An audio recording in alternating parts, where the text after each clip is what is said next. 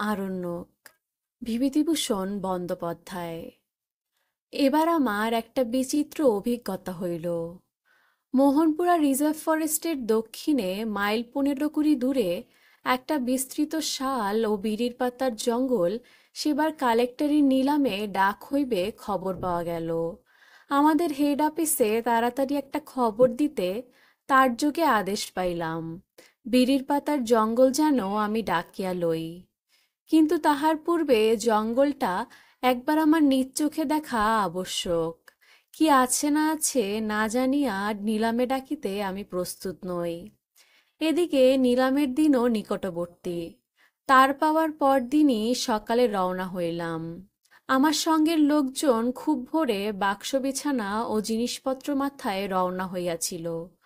মোহনপুরা ফরেস্টের সীমানায় কারো নদী পার হইবার সময় তাহাদের সহিত দেখা হইল।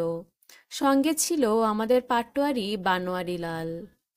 কারো ক্ষীণকায়া পার্বত্য স্রোতস্বিনী, হাঁটুখানেক জল ঝিরিঝিরি করিয়া উপর রাশির মধ্য দিয়া প্রবাহিত। আমরা দুজনে ঘোড়া হইতে নামিলাম, নয়তো পিছল পাথরের নুড়িতে ঘোড়া পা হরকাইয়া পড়িয়া যাইতে পারে। দুপারে কটা বালির চড়া, সেখানেও ঘোড়ায় চাপা যায় না। হাঁটু পর্যন্ত বালিতে অমনি ডুবিয়া যায়। অপর পারের করারি জমিতে যখন পৌঁছিলাম তখন বেলা 11টা। বানোয়ারি পাটোয়ারি বলিল, এখানে রান্নাবান্না করে নিলে হয় হুজুর, এরপরে জল পাওয়া যায় কি না ঠিক নেই। নদীর দুপারেই জলহীন আরণ্যভূমি, তবে বড় জঙ্গল নয়। ছোটখাটো কেদো পলাশ ও শালের জঙ্গল, খুব ঘন ও পোস্তরাকীর্ণ। লোকজনের চিহ্ন কোনো দিকে নাই। আহারাদির কাজ খুব সংক্ষেপে সারিলেও সেখান হইতে রওনা হইতে 1টা বাজিয়া গেল। বেলা যখন যায় যায় তখনও জঙ্গলের কুল কিনারা নাই। আমার মনে হইল আর বেশি দূর অগ্রসর না হইয়া একটা বড় গাছের তলায় আশ্রয় লওয়া ভালো। অবশ্য বনের মধ্যে ইহার পূর্বে 2টি বন্যগ্রাম ছাড়াইয়া আসিয়াছি। একটার নাম কুলপাল, একটার নাম বুরুডি। কিন্তু সে প্রায় বেলা 3টার সময়। তখন যদি জানা থাকিত যে সন্ধ্যার সময়ও জঙ্গল শেষ হইবে না, তাহা হইলে সেখানে রাত্রি কাটাইবার ব্যবস্থা করা যাইত। বিশেষ করিয়া সন্ধ্যার পূর্বে জঙ্গল বড় ঘন হইয়া আসিল। আগে ছিল ফাঁকা জঙ্গল, এখন যেন ক্রমেই চারিদিক হইতে বড় বড় বনস্পতির দল ভিড় করিয়া সরু সুড়িপথটা চাপিয়া ধরিতেছে। এখন যেখানে দাঁড়াইয়া আছি সেখানটাতে তো চারিদিকেই বড় বড় গাছ, আকাশ দেখা যায় না। নৈশ অন্ধকার ইতিমধ্যেই ঘনাইয়া আসিয়াছে। এক এক জায়গায় ফাঁকা জঙ্গলের দিকে বনের কি অনুপম শোভা! কি এক ধরনের থোকা থোকা সাদা ফুল বনের মাথা আলো করিয়া ফুটিয়া আছে ছায়াগহন অপরাহ্নের নীল আকাশতলে। মানুষের চোখের আড়ালে সভ্য জগতের সীমা হইতে বহুদূরে এত সৌন্দর্য কার জন্য যে সাজানো! বানোয়ারি বলিল, ও বনতেউরির ফুল, এই সময় জঙ্গলে ফোটে হুজুর, এক রকমের লতা। যেদিকেই চোখ যায় সেদিকেই গাছের মাথা, ঝোপের মাথা, ঈষৎ নীলব শুভ্র বনতেউরির ফুল ফুটিয়া আলো করিয়া রহিয়াছে। ঠিক যেন রাশি রাশি পেঁজা নীলাভ কাপাসতুলো কে ছড়াইয়া রাখিয়াছে বনের গাছের মাথায় সর্বত্র। ঘোড়া থামাইয়া মাঝে মাঝে কতক্ষণ ধরিয়া দাঁড়াইয়া আছি। এক এক জায়গায় শোভা এমনই অদ্ভুত যে সেদিকে চাহিয়া যেন একটা ছন্নছাড়া মনের ভাব হইয়া যায়। যেন মনে হয় কত দূরে কোথায় আছি, সভ্য জগৎ হইতে বহু দূরে এক জনহীন অজ্ঞাত জগতের উদাস অপরূপ বন্য সৌন্দর্যের মধ্যে, যে জগতের সঙ্গে মানুষের কোনো সম্পর্ক নাই, প্রবেশের অধিকারও নাই, শুধু বন্য জীবজন্তু, বৃক্ষলতার জগৎ। বোধ হয় আরো দেরি হইয়া গিয়াছিল আমার এই বারবার জঙ্গলের দৃশ্য হাঁ করিয়া থমকিয়া দাঁড়াইয়া দেখিবার ফলে। বেচারি বানোয়ারি পাটোয়ারি আমার তাবে কাজ করে। সে জোর করিয়া আমায় কিছু বলিতে না পারিলেও মনে মনে নিশ্চয় ভাবিতেছে, এ বাঙালি বাবুটির মাথায় নিশ্চয় দোষ আছে। একে দিয়ে জমিদারির কাজ আর কতদিন চলিবে। একটা বড় আসান গাছের তলায় সবাই মিলে আশ্রয় লওয়া গেল। আমরা আছি সব শুদ্ধ ৮-১০ জন লোক। বানোয়ারি বলিল, বড় একটা আগুন করো, আর সবাই কাছাকাছি ঘেঁষে থেকো, ছড়িয়ে থেকো না। নানা রকম বিপদ এ জঙ্গলে রাত্রিকালে। গাছের নিচে ক্যাম্পচার পাতিয়া বসিয়াছি। মাথার উপর দূর পর্যন্ত ফাঁকা আকাশ, এখনো অন্ধকার নামে নাই। দূরে নিকটে জঙ্গলের মাথায় বুনো তেওড়ির সাদা ফুল ফুটিয়ে আছে রাশি রাশি অজস্র। আমার ক্যাম্প চেয়ারের পাশেই দীর্ঘ দীর্ঘ ঘাস, আধশুকনা সোনালি রঙের। রোদ পোড়া মাটির সোদা গন্ধ, শুকনো ঘাসের গন্ধ, কি একটা বন ফুলের গন্ধ, যেন দুর্গা প্রতিমার রাংতার ডাকের সাজের গন্ধের মতো। মনের মধ্যে এই উন্মুক্ত বন্য জীবন আনিয়া দিয়াছে একটা মুক্তি ও আনন্দের অনুভূতি, যাহা কোথাও কখনো আসে না এইরকম বিরাট নির্জন প্রান্তর ও জনহীন জঙ্গল ছাড়া। অভিজ্ঞতা না থাকিলে বলিয়া বুঝানো বড়ই কঠিন সে মুক্ত জীবনের উল্লাস। এমন সময় আমাদের এক কুলি আসিয়া পাটোয়ারির কাছে বলিল, একটু দূরে জঙ্গলের শুষ্ক ডালপালা কুড়াইতে গিয়া সে একটা জিনিস দেখিয়াছে। জায়গাটা ভালো নয়, ভূত বা পরীর আড্ডা, এখানে না তাঁবু ফেলিলেই হইত। পাটোয়ারি বলিল, চলুন হুজুর, দেখে আসি কি জিনিসটা।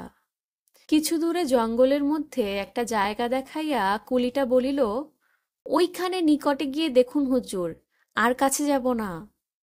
বনের মধ্যে কাঁটালতা ঝোপ হইতে মাথা উঁচু স্তম্ভের মাথায় একটা বিকট মুখ খোদাই করা। সন্ধ্যাবেলা দেখিলে ভয় পাইবার কথা বটে। মানুষের হাতের তৈরি এ বিষয়ে ভুল নাই, কিন্তু এ জনহীন জঙ্গলের মধ্যে স্তম্ভ কোথা হইতে আসিল বুঝিতে পারিলাম না। জিনিসটা কতদিনের প্রাচীন তাহাও বুঝিতে পারিলাম না। সে রাত্রি কাটিয়া গেল। সকালে উঠিয়া বেলা ৯টার মধ্যে আমরা গন্তব্যস্থানে পৌঁছিয়া গেলাম। সেখানে পৌঁছিয়া জঙ্গলের বর্তমান মালিকের জৈনক কর্মচারীর সঙ্গে দেখা হইল। সে আমায় জঙ্গল দেখাইয়া বেড়াইতেছে। হঠাৎ জঙ্গলের মধ্যে একটা শুষ্ক নালার ওপারে ঘন বনের মধ্যে দেখি একটা প্রস্তরস্তম্ভের শীর্ষ জাগিয়া আছে, ঠিক কাল সন্ধ্যাবেলা সেই স্তম্ভটার মতো, সেই রকমের বিকট মুখ খোদাই করা। আমার সঙ্গে বানোয়ারি পাটোয়ারি ছিল, তাহাকেও দেখাইলাম। মালিকের কর্মচারী স্থানীয় লোক। সে বলিল, ও আরো ৩-৪টা আছে এ অঞ্চলে, জঙ্গলের মধ্যে মধ্যে।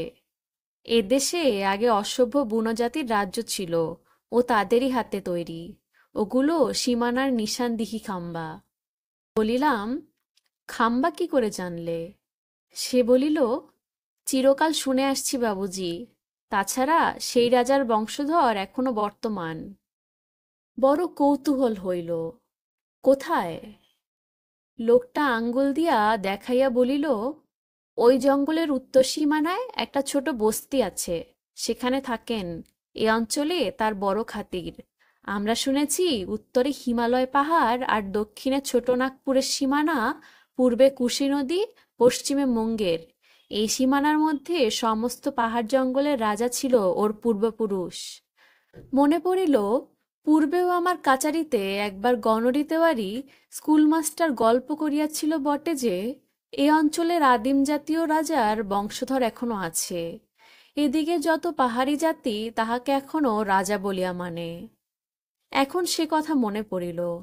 জঙ্গলের মালিকের সে কর্মচারীর নাম ছিল বুদ্ধু সিং। সে বেশ বুদ্ধিমান, এখানে অনেক কাল চাকুরি করিতেছে। এইসব বন পাহাড় জঙ্গলের অনেক ইতিহাস সে জানে দেখিলাম। বুদ্ধ সিং বলিল, মুঘল বাদশাহের আমলে এরা মুঘল সৈন্যদের সঙ্গে লড়েছে। এই জঙ্গলের মধ্যে দিয়ে তারা যখন বাংলাদেশ যেত, এরা উপদ্রব করত তীর ধনুক নিয়ে। শেষ রাজমহলে যখন মুঘল সুবেদাররা থাকতেন, তখন এদের রাজ্য যায়। ভারী বীরের বংশ এরা। এখন আর কিছুই নেই। যা কিছু বাকি ছিল 1862 সালের সাঁওতাল বিদ্রোহের পর সব যায়। সাঁওতাল বিদ্রোহের নেতা এখনো বেঁচে আছেন, তিনি বর্তমান রাজা। নাম দেবারু পান্না বীরবর্দী। খুব বৃদ্ধ আর খুব গরিব। কিন্তু এদেশের সকল আদিম জাতি এখনো তাকে রাজার সম্মান দেয়। রাজ্য না থাকলেও রাজা বলেই মানে।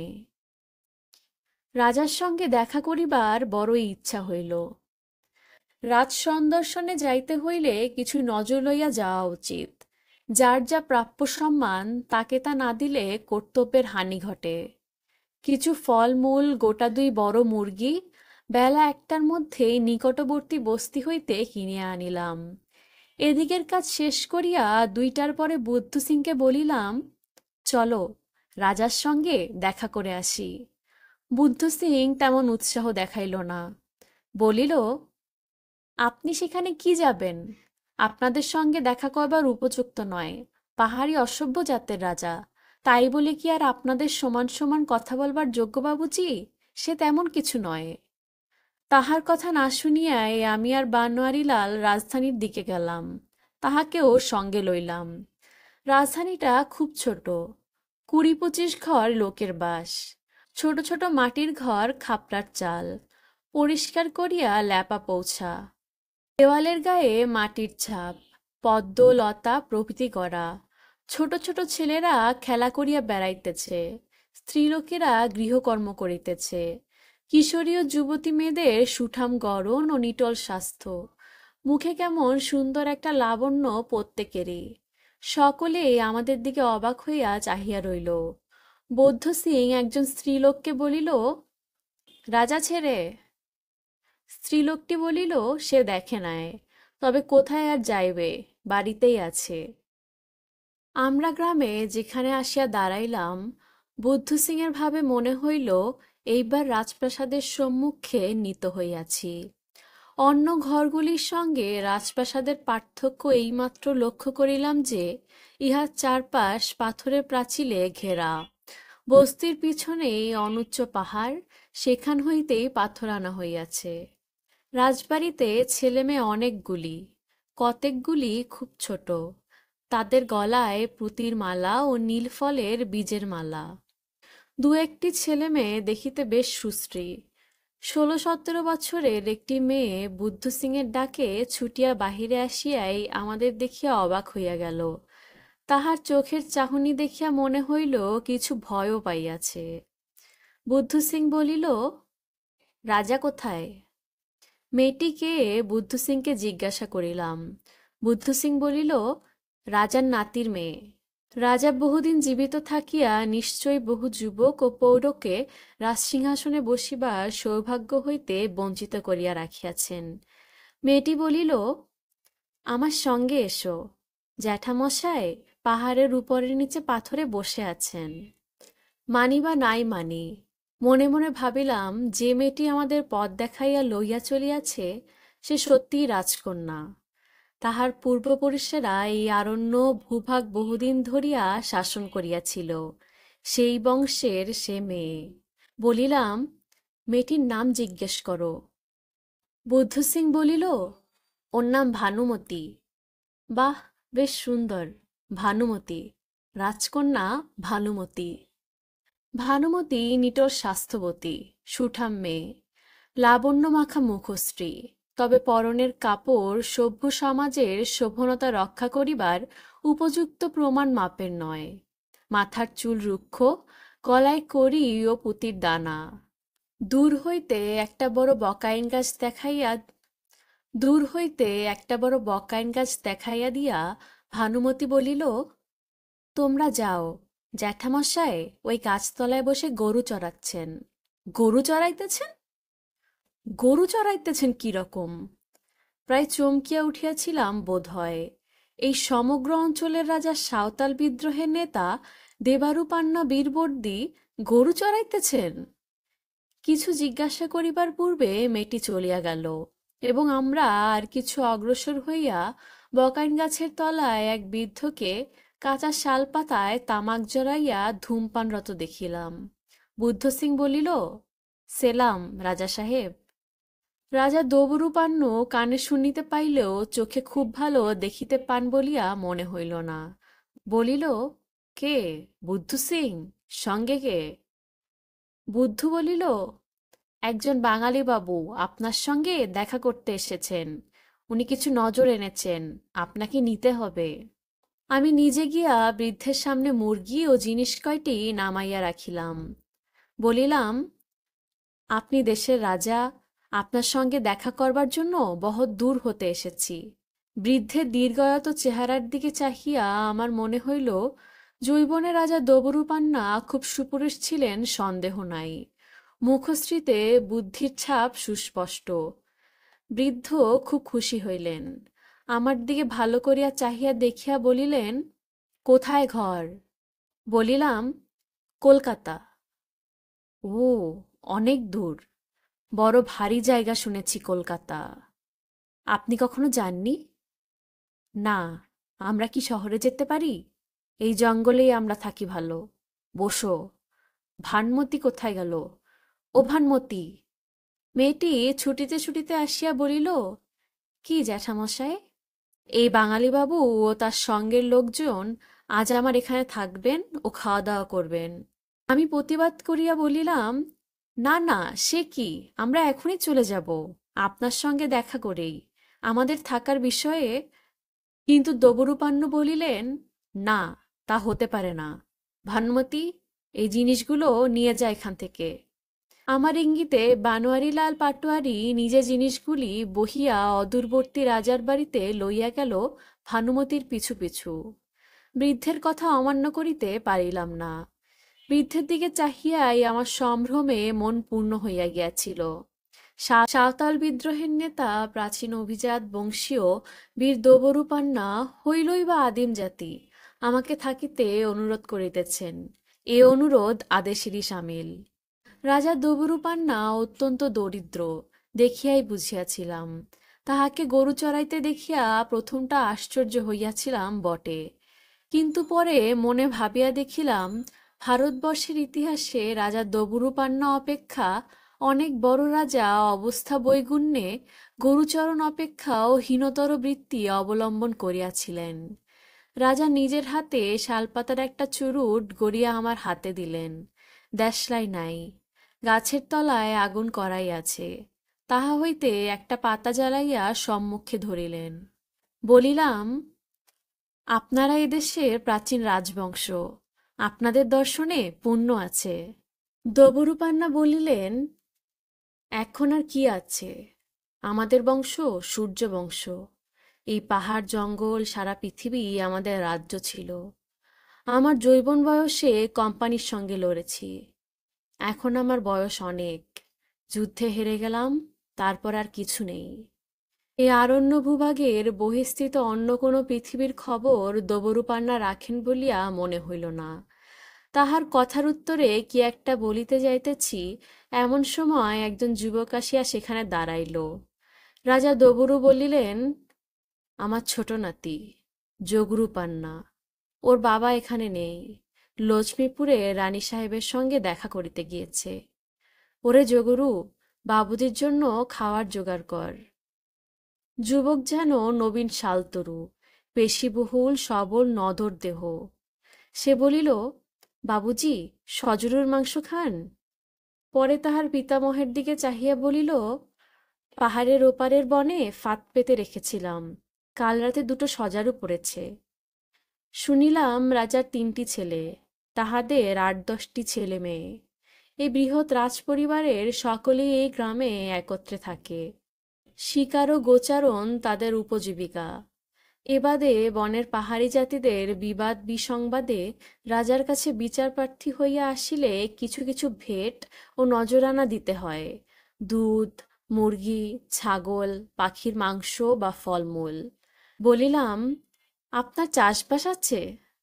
দবরূপান্না গর্বের সুরে বলিলেন, ওসব আমাদের বংশে নিয়ম নেই। শিকার করার মান সকলের চেয়ে বড়। তাও একসময় ছিল বর্ষা নিয়ে শিকার সবচেয়ে গৌরবের।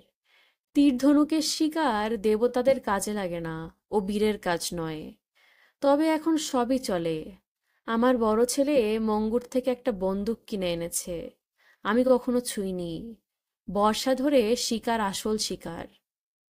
ভানুমতী আবার আসিয়া একটা পাথরের ভার আমাদের কাছে রাখিয়া গেল। রাজা বলিলেন, তেল মাখুন। কাছেই চমৎকার ঝর্ণা, স্নান করে আসুন সকলে। আমরা স্নান করিয়া আসিলে রাজা আমাদের রাজবাড়ির একটা ঘরে লইয়া যাইতে বলিলেন। ভানুমতী একটা ধামায় চাল ও মেটে আলু আনিয়া দিল। জগরু সজারু ছাড়াইয়া মাংস আনিয়া রাখিল কাঁচা শালপাতার পাত্রে। ভানুমতী আর একবার গিয়া দুধ ও মধু আনিল। আমার সঙ্গে ঠাকুর ছিল না। বানোয়ারি মেটে আলু ছাড়াইতে বসিল। আমি রাঁধিবার চেষ্টায় উনুন ধরাইতে গেলাম, কিন্তু শুধু বড় বড় কাঠের সাহায্যে উনুন ধরানো কষ্টকর। দু একবার চেষ্টা করিয়া পারিলাম না। তখন ভানুমতী তাড়াতাড়ি একটা পাখির শুকনো বাসা আনিয়া উনুনের মধ্যে পুড়িয়া দিতে আগুন বেশ জ্বলিয়া উঠিল। দিয়াই দূরে সরিয়া গিয়া দাঁড়াইল। ভানুমতী রাজকন্যা বটে, কিন্তু বেশ অমায়িক স্বভাবের রাজকন্যা, অথচ দিব্যি সহজ সরল মর্যাদা জ্ঞান। রাজা দবরূপান্না সবসময় রান্নাঘরের দুয়ারটির কাছে বসিয়া রহিলেন, আতিথ্যের এতটুকু ত্রুটি না ঘটে। আহারাদির পর বলিলেন, আমার তেমন বেশি ঘরধরো নেই, আপনাদের বড় কষ্ট হলো। এই বনের মধ্যে পাহাড়ের উপরে আমার বংশের রাজাদের প্রকাণ্ড বাড়ির চিহ্ন এখনো আছে। আমি বাপ ঠাকুরদার কাছে শুনেছি বহু প্রাচীনকালে এখানে আমার পূর্বপুরুষেরা বাস করতেন। সেদিন কি আর এখন আছে? আমাদের পূর্বপুরুষের প্রতিষ্ঠিত দেবতা এখনো সেখানে আছেন। আমার বড় কৌতূহল হইল। বলিলাম, যদি আমরা একবার দেখতে যাই, তাতে কি কোনো আপত্তি আছে রাজা সাহেব? এর আবার আপত্তি কি? তবে দেখবার এখন বিশেষ কিছু নেই। আচ্ছা চলুন, আমি যাব। যোগুরু, আমাদের সঙ্গে এসো। আমি আপত্তি করিলাম। ৯২ বছরের বৃদ্ধকে আর পাহাড়ে উঠাইবার কষ্ট দিতে মন সরিল না। সে আপত্তি টিকিল না। রাজা সাহেব হাসিয়া বলিলেন, ও পাহাড়ে আমায় প্রায়ই উঠতে হয়। ওর গায়েই আমার বংশের সমাধিস্থান। প্রত্যেক পূর্ণিমায় আমায় সেখানে যেতে হয়। চলুন, সে জায়গাও দেখাবো। উত্তর পূর্ব কোণ হইতে অনুচ্চ শৈলীমালা, স্থানীয় নাম ধনঝুরি, এক স্থানে আসিয়া যেন হঠাৎ ঘুরিয়া পূর্বমুখী হওয়ায় দারুণ একটা খাজের সৃষ্টি করিয়াছে। এই খাজের নিচে একটা উপত্যকা। শৈলশানুর অরণ্য সারা উপত্যকা ব্যাপিয়া যেন সবুজের ঢেউয়ের মতো নামিয়া আসিয়াছে, যেমন ঝর্ণা নামে পাহাড়ের গা বাহিয়া। অরণ্য এখানে ঘন নয়, ফাঁকা ফাঁকা। বনের গাছের মাথায় মাথায় সুদূর চক্রবাল রেখায় নীল শৈলমালা, বোধহয় গয়া কি রামগড়ের দিকের। যতদূর দৃষ্টি চলে শুধুই বনের শীর্ষ, কোথাও উঁচু বড় বড় বনস্পতি সংকুল, কোথাও নিচু চারাশাল ও চারা পলাশ। জঙ্গলের মধ্যে সরু পথ বাহিয়া পাহাড়ের উপর উঠিলাম। এক জায়গায় খুব বড় পাথরের চাই আড়ভাবে পোতা, ঠিক যেন একখানা পাথরের কড়ি বা ঢেকির আকারের। তার নিচে কুম্ভকারদের হাঁড়ি কলসি পুরানোর পনের গর্তের মতো, কিংবা মাঠের মধ্যে খেকশিয়ালি যেমন গর্ত কাটে, এই ধরনের প্রকাণ্ড একটা বড় গর্তের মুখ। গর্তের মুখে চারাশালের বন। রাজা দোবরু বলিলেন, এই গর্তের মধ্যে ঢুকতে হবে। আসুন আমার সঙ্গে, কোনো ভয় নেই। জগরু, আগে যাও। প্রাণ হাতে করিয়া গর্তের মধ্যে ঢুকিলাম। বাঘ ভালুক তো থাকিতেই পারে, না থাকে সাপ তো আছেই। গর্তের মধ্যে হামাগুড়ি দিয়া খানিক দূরে গিয়া তবে সোজা হইয়া দাঁড়ানো যায়। ভয়ানক অন্ধকার ভিতরে প্রথমটা মনে হয়, কিন্তু চোখ অন্ধকারে কিছুক্ষণ অভ্যস্ত হইয়া গেলে আর তত অসুবিধা হয় না।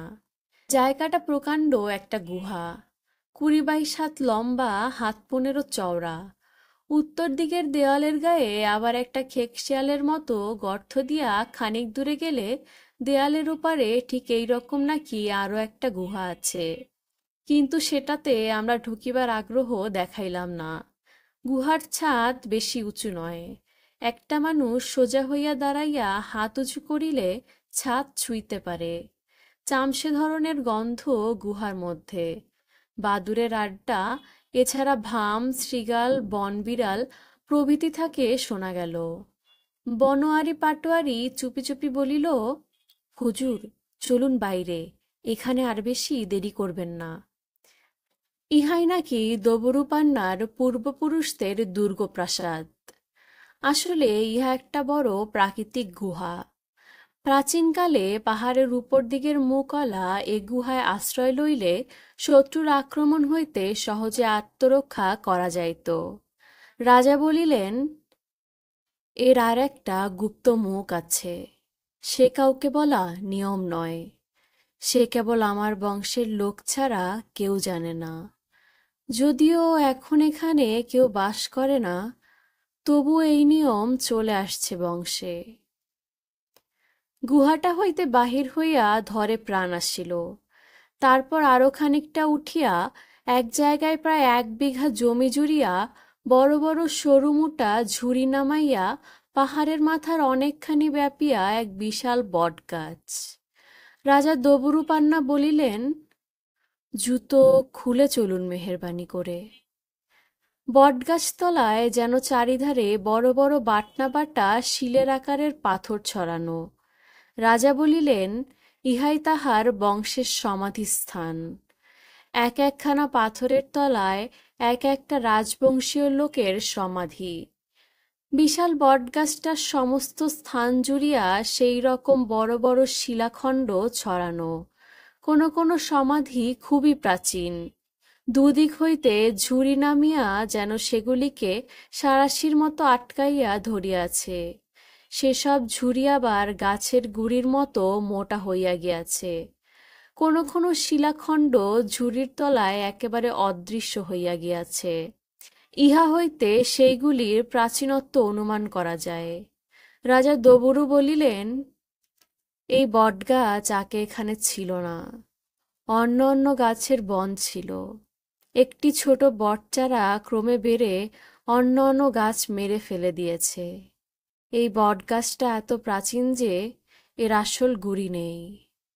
ঝুড়ি নেমে যে গুড়ি হয়েছে তারাই এখন রয়েছে। গুড়ি কেটে উপড়ে ফেললে দেখবেন ওর তলায় কত পাথর চাপা পড়ে আছে। এইবার বুঝুন কত প্রাচীন সমাধিস্থান এটা। সত্যি বটগাছতলায় দাঁড়াইয়া আমার মনে এমন একটা ভাব হইল যাহা এতক্ষণ কোথাও হয় নাই। রাজাকে দেখিয়াও না। রাজাকে তো মনে হইয়াছে জৈনক বৃদ্ধ সাঁওতাল কুলির মতো। রাজকন্যাকে দেখিয়াও না। একজন স্বাস্থ্যবতী হো কিংবা মুন্ডা তরুণীর সহিত রাজকন্যার কোনো প্রভেদ দেখি নাই। রাজপ্রাসাদ দেখিয়া তো নয়ই, সেটাকে একটা সাপখোপের ও ভূতের আড্ডা বলিয়া মনে হইয়াছে। কিন্তু পাহাড়ের উপারে এই সুবিশাল প্রাচীন বটতরুতলে কতকালের এই সমাধিস্থল আমার মনে এক অননুভূত অপরূপ অনুভূতি জাগাইল। স্থানটির গাম্ভীর্য, রহস্য ও প্রাচীনত্বের ভাব অবর্ণনীয়। তখন বেলা প্রায় হেলিয়া পড়িয়াছে। হলদে রোদ পত্ররাশির গায়ে ডাল ও ঝুড়ির অরণ্যে ধঞ্জরীর অন্নচূড়ায় দূর বনের মাথায়। অপরাহ্নের সেই ঘনায়মান ছায়া এই সুপ্রাচীন রাজসমাধিকে যেন আরো গম্ভীর রহস্যময় সৌন্দর্য দান করিল। মিশরের প্রাচীন সম্রাটের সমাধিস্থল থিবস নগরের অদূরবর্তী ভ্যালি অব দ্য কিংস আজ পৃথিবীর ট্যুরিস্টদের লীলাভূমি। পাবলিসিটি ও ঢাক পেটানোর অনুগ্রহে সেখানে বড় বড় হোটেলগুলির মরশুমের সময় লোকে গিজগিজ করে। ভ্যালি অব দ্য কিংস অতীতকালের কুয়াশায় যতটা অন্ধকার হইয়াছিল তার অপেক্ষাও অন্ধকার হইয়া যায় দামি সিগারেট ও চুরুটের ধোঁয়ায়। কিন্তু তার চেয়ে কোনো অংশে রহস্যে ও সপ্রতিষ্ঠ মহিমায় কম নয় সুদূর অতীতের এই অনার্য নৃপতিদের সমাধিস্থল। ঘন অরণ্যভূমির ছায়ায় শৈলশ্রেণীর অন্তরালে যা চিরকাল আত্মগোপন করিয়া আছে ও থাকিবে। এদের সমাধিস্থলে আড়ম্বর নাই, পালিশ নাই, ঐশ্বর্য নাই মিশরীয় ধনী ফেরাওদের কীর্তির মতো। কারণ এরা ছিল দরিদ্র। এদের সভ্যতা ও সংস্কৃতি ছিল মানুষের আদিম যুগের অশিক্ষিত পটু সভ্যতা ও সংস্কৃতি। নিতান্ত শিশু মানবের মন লইয়া ইহারা রচনা করিয়াছে ইহাদের গুহানিহিত রাজপ্রাসাদ, রাজসমাধি, সীমানাজ্ঞাপক খুঁটি। সেই অপরাহ্নের ছায়ায় পাহাড়ের উপর সে বিশাল তরুতলে দাঁড়াইয়া যেন সর্বব্যাপী শাশ্বতকালের পিছন দিকে বহুদূরে অন্য এক অভিজ্ঞতার জগৎ দেখিতে পাইলাম। পৌরাণিক ও বৈদিক যুগও যার তুলনায় বর্তমানের পর্যায়ে পড়িয়া যায়। দেখিতে পাইলাম যাযাবর আর্যগণ উত্তর পশ্চিম গিরিবর্ত অতিক্রম করিয়া স্রোতের মতো অনার্য আদিম জাতি শাসিত প্রাচীন ভারতে প্রবেশ করিতেছেন। ভারতের পরবর্তী যা কিছু ইতিহাস, এই আর্য সভ্যতার ইতিহাস বিজিত অনার্য জাতিদের ইতিহাস কোথাও লেখা নাই, কিংবা সে লেখা আছে এইসব গুপ্ত গিরিহ গুহায়, অরণ্যানীর অন্ধকারে চূর্ণীয়মান অস্থি কঙ্কালের রেখায়। সে লিপির পাঠোদ্ধার করিতে বিজয়ী আর্যজাতি কখনো ব্যস্ত হয় নাই। আজও বিজিত হতভাগ্য আদিম জাতিগণ তেমনি অবহেলিত, অবমানিত ও উপেক্ষিত। সভ্যতাদর্পী আর্যগণ তাহাদের দিকে কখনো ফিরিয়া চাহে নাই, তাহাদের সভ্যতা বুঝিবার চেষ্টা করে নাই, আজও করে না।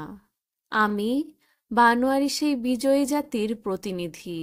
বৃদ্ধ দবরূপান্না, তরুণ যুবক যোগরু, তরুণী কুমারী ভানুমতী সেই বিজিত পদদলিত জাতির প্রতিনিধি। উভয় জাতি আমরা এই সন্ধ্যার অন্ধকারে মুখোমুখি দাঁড়াইয়াছি। সভ্যতার গর্বে উন্নত নাসিক আর্যকান্তির গর্বে আমি প্রাচীন অভিজাত বংশীয় দবরূপান্নাকে বৃদ্ধ সাঁওতাল ভাবিতেছি, রাজকন্যা ভানুমতীকে মুন্ডাকুলি রমণী ভাবিতেছি। তাদের কত আগ্রহের ও গর্বের সহিত প্রদর্শিত রাজপ্রাসাদকে অনার্যসুলভ আলো বাতাসহীন গুহাবাস, সাপ ও ভূতের আড্ডা বলিয়া ভাবিতেছি। ইতিহাসের এই বিরাট ট্র্যাজেডি যেন আমার চোখের সম্মুখে সেই সন্ধ্যায় অভিনীত হইল। সে নাটকের কুশলীগণ একদিকে বিজিত উপেক্ষিত দরিদ্র অনার্য নৃপতি দবরূপান্ন, তরুণী অনার্য রাজকন্যা ভানুমতী, তরুণ রাজপুত্র জগরূপান্না, একদিকে আমি আর পাটোয়ারি বানোয়ারিলাল ও আমার পথপ্রদর্শক বুদ্ধু সিং। ঘনায়মান সন্ধ্যার অন্ধকারে রাজসমাধি ও বটতরুতল আবৃত হইবার পূর্বেই আমরা সেদিন পাহাড় হইতে নামিয়া আসিলাম। নামিবার পথে এক স্থানে জঙ্গলের মধ্যে একখানা খাড়া সিঁদুর মাখা পাথর, আশেপাশে মানুষের হস্তরোপিত গাঁদা ফুলের ও সন্ধ্যামণি ফুলের গাছ। সেখানে আরও একখানা বড় পাথর, তাতেও সিঁদুর মাখা। বহুকাল হইতে নাকি এই দেবস্থান এখানে প্রতিষ্ঠিত, রাজবংশের উনি কুলদেবতা। পূর্বে এখানে নরবলি হইত। সম্মুখের বড় পাথরখানি যুগরূপে ব্যবহৃত হইত, এখন পায়রা ও মুরগি বলি প্রদত্ত হয়। জিজ্ঞাসা করিলাম, কি ঠাকুর উনি? রাজা দবরু বলিলেন, টারবারো, বুনো মহিষের দেবতা। মনে পড়িল গত শীতকালে গনু মাহাতোর মুখে শোনা সেই গল্প। রাজা দবরু বলিলেন, টারবারো বড় জাগ্রত দেবতা। তিনি না থাকলে শিকারীরা চামড়া আর শিঙের লোভে বুনো মহিষের বংশ নির্বংশ করে ছেড়ে দিত। উনি রক্ষা করেন। ফাঁদে পড়বার মুখে তিনি মহিষের দলের সামনে দাঁড়িয়ে হাত তুলে বাধা দেন। কত লোক দেখেছে। এই অরণ্যচারী আদিম সমাজের দেবতাকে সভ্য জগতে কেউই মানে না, জানেও না। কিন্তু ইহা যে কল্পনা নয় এবং এই দেবতা যে সত্যই আছেন, তাহা সত্যই মনে উদয় হইয়াছিল সেই বিজন বন্যজন্তু অধ্যুষিত অরণ্য ও পর্বত অঞ্চলের নিবিড় সৌন্দর্য ও রহস্যের মধ্যে বসিয়া। অনেকদিন পরে কলিকাতায় ফিরিয়া একবার দেখিয়াছিলাম বড় বাজারে, জ্যৈষ্ঠ মাসের ভীষণ গরমের দিনে এক পশ্চিমা গাড়োয়ান বিপুল বোঝাই গাড়ির মহিষ দুটোকে প্রাণপণে চামড়ার পাচন দিয়া নির্মমভাবে মারিতেছে। সেই দিন মনে হইয়াছিল, হায় দেবটারবারো, এই তো ছোট নাগপুর কি মধ্যদেশের অরণ্যভূমি নয়। এখানে তোমার দয়ালু হস্ত এই নির্যাতিত পশুকে কি করিয়া রক্ষা করিবে? এ বিংশ শতাব্দীর আর্য সভ্যতা দীপ্ত কলিকাতা, এখানে বিজিত আদিম রাজা দোবারুপান্নার মতো তুমি অসহায়। আমি নওদা হইতে মোটর বাস ধরিয়া গয়ায় আসিব বলিয়া সন্ধ্যার পরই রওনা হইলাম। বনোয়ারি আমাদের ঘোড়া লইয়া তাঁবুতে ফিরিল। আসিবার সময় আর একবার রাজকুমারী ভানুমতীর সহিত দেখা হইয়াছিল। সে এক বাটি মহিষের দুধ লইয়া আমাদের জন্য দাঁড়াইয়াছিল রাজবাড়ির দ্বারে।